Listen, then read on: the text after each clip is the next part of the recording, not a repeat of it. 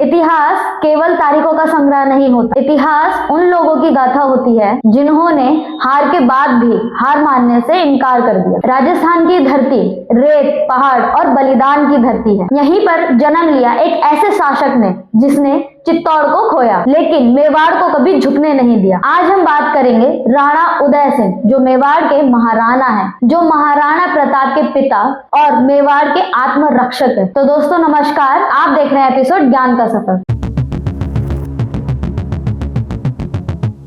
साल था 1522। राणा उदय सिंह मेवाड़ के महान शासक राणा सांगा के पुत्र थे। राणा सांगा वह योद्धा जिसने बाबर से भी युद्ध किया और मेवाड़ को शक्ति का प्रतीक बनाया, लेकिन नियति को कुछ और ही मंजूर था। राणा सांगा की मृत्यु के बाद मेवाड़ में सत्ता संघर्ष शुरू हुआ। षड्यंत्र, हत्या और विश्वघात का दौर चला। मेवाड़ की गद्दी पर बैठा था वनवीर, एक ऐसा व्यक्ति जो सत्ता के लिए राजवंश का खून बहाने से भी नहीं चूकता। उसका लक्ष्य था नन्हे उदय सिंह की हत्या, और यही इतिहास में प्रवेश करती है। एक माँ, एक धाया माँ, पन्ना धाया, जिस रात वनवीर सैनिकों के साथ उदय सिंह को मारने आए, पन्ना धाया ने अपने पुत्र चंदन को सुला दिया। उदय सिंह के बिस्तर पर तलवार चली और एक माँ ने अपने बेटे का बलिदान मेवाड़ के भविष्य के लिए दे दिया। पन्ना धाया उदय सिंह को लेकर गुप्त मार्गों से निकल पड़ी।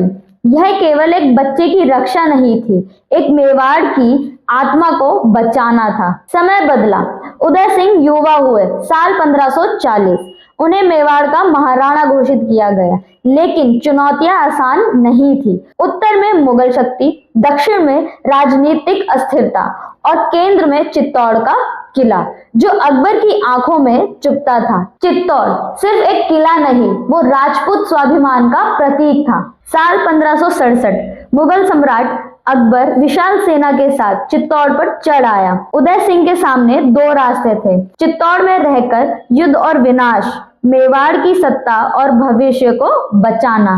उदय सिंह ने कठिन लेकिन दूरदर्शी निर्णय लिया। उन्होंने चित्तौड़ छोड़ दिया। कुछ लोग इसे कायरता कहते हैं, लेकिन इतिहास इसे रणनीतिक बुद्धिमत्ता कहता है। चित्तौड़ में जयमल फत्ता ने अंतिम युद्ध लड़ा, जौहर हुआ, किला गिरा, लेकिन मेवाड़ की आत्मा जीवित रही। चित्तौड़ के पतन के बाद उदय सिंह टूटे नहीं। उन्होंने अरावली की पहाड़ियों में एक नई राजधानी बसाई, उदयपुर, झीलों का शहर, रणनीतिक दृष्टि से सुरक्षित और मेवाड़ के पुनर्जन्म का प्रतीक। यहीं से मेवाड़ ने दोबारा मुगलों को चुनौती दी। उदय सिंह केवल राजा नहीं थे, वे एक पिता भी थे।